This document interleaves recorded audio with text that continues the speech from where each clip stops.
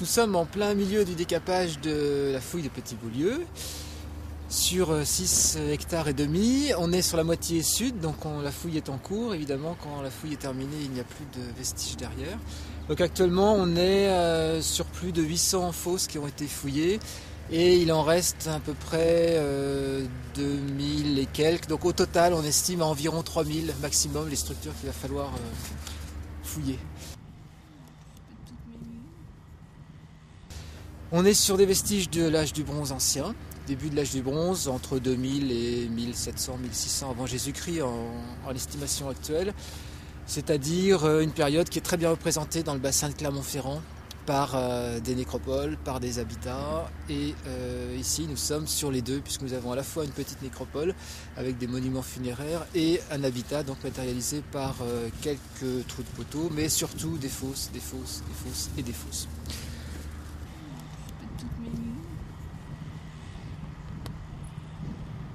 Nous réalisons le plan d'apparition des vestiges au fur et à mesure des décapages, évidemment, en topographie. Donc nous travaillons avec des différentes zones qui permettent de se repérer dans l'espace. Il y a 8 grandes zones sur le terrain que nous décapons successivement et que nous fouillons au fur et à mesure. Donc actuellement, nous sommes en train de terminer la fouille de la 3e zone sur l'ensemble des 8. On voit tout de suite qu'il y a une densité de structures particulièrement importante, en particulier dans la partie centrale. Nous en attendons également dans cette zone à décaper. Alors voilà, le cœur du site est ici et de chaque côté nous avons une densité qui décroît. On a une périphérie et carrément la limite, au moins dans les angles nord-est et sud-ouest.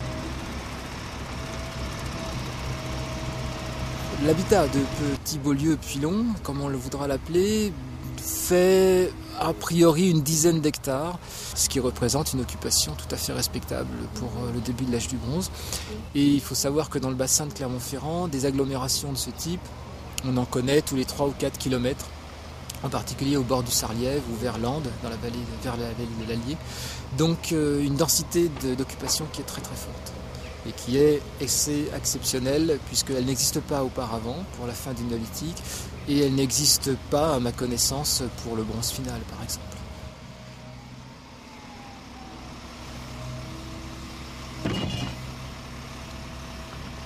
Encore un vase de stockage de grande dimension, grand diamètre pour le restituer sans problème. Après la hauteur, il manque un petit peu, mais quand même on est sur quelque chose d'assez volumineux, avec un décor, oui, en tout cas un cordon, qui est plutôt un cordon de section triangulaire pour le coup, et puis un deuxième un peu plus aplati là au niveau de l'appréhension, qui marque également, pas tout à fait, mais l'inflexion du vase. Donc c'est pas une carène, mais il y a quand même une inflexion dans le tronc de sphère. Donc ça, ce sont les grandes jarres de stockage qui sont utilisées ou réutilisées pour les inhumations de jeunes enfants ou de périnataux, donc en pleine terre, dans un vase qui est posé sur le champ, sur le côté.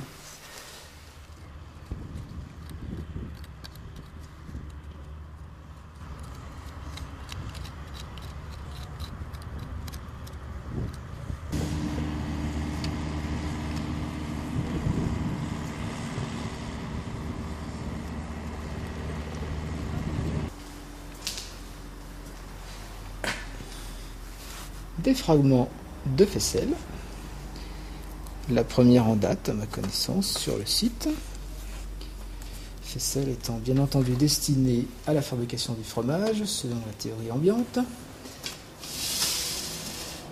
La céramique est extrêmement abondante sur le site, elle est abondante, pas extrêmement, elle est abondante, même en moyenne par fosse, elle est relativement abondante.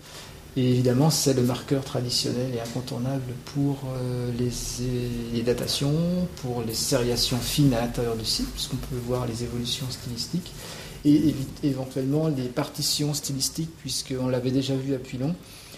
Il y avait une partition nord et sud avec deux subtilités dans les styles céramiques qui peuvent indiquer des provenances, des affinités culturelles différentes, des zones géographiques différentes, donc peut-être une modalité d'implantation à l'intérieur du site avec des groupes humains qui sont un petit peu différents les uns des autres. Donc la céramique est quasiment le seul type de vestige ici qui permet de rentrer dans ces subtilités de sériation à la fois chronologique et spatiale.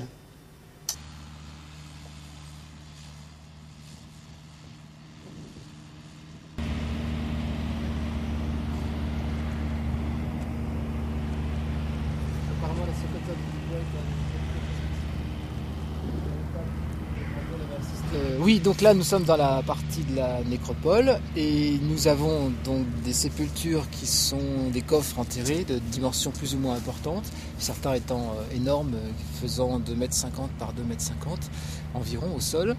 Et nous avons également à l'heure actuelle 3 véritables monuments.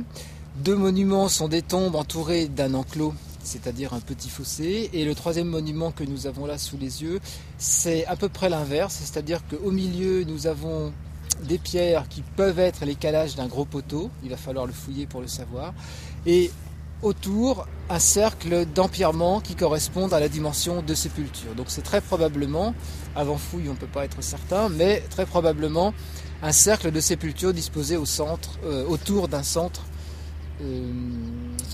qui a une fonction inexplicable pour l'instant. Alors ce n'est pas la première fois que l'on trouve une nécropole pour le Bronze Ancien à Clermont-Ferrand, on peut en lister déjà 4 ou 5. L'intérêt c'est qu'elle est liée à l'habitat, donc on peut avoir la relation directe entre les deux. Est-ce qu'il y a une diachronie relative ou importante? Est-ce qu'il y a une synchronie totale? Est-ce que ce sont des manifestations extra-domestiques dans lesquelles le funéraire prend place? Ou est-ce que c'est le funéraire qui est prépondérant? En tout cas, ce que l'on comprend très bien maintenant dans le Bronze Ancien de Limagne, c'est qu'il y a une différence de statut entre les personnes qui est très grande, puisqu'on passe quasiment des inhumations en pleine terre de relégation entre guillemets à des monuments avec des enclos circulaires de 10 mètres de diamètre. Donc là encore c'est pas une découverte, mais c'est toujours bien de le voir, que l'on a des hiérarchies sociales qui s'expriment dans la mort pour le Bronze Ancien.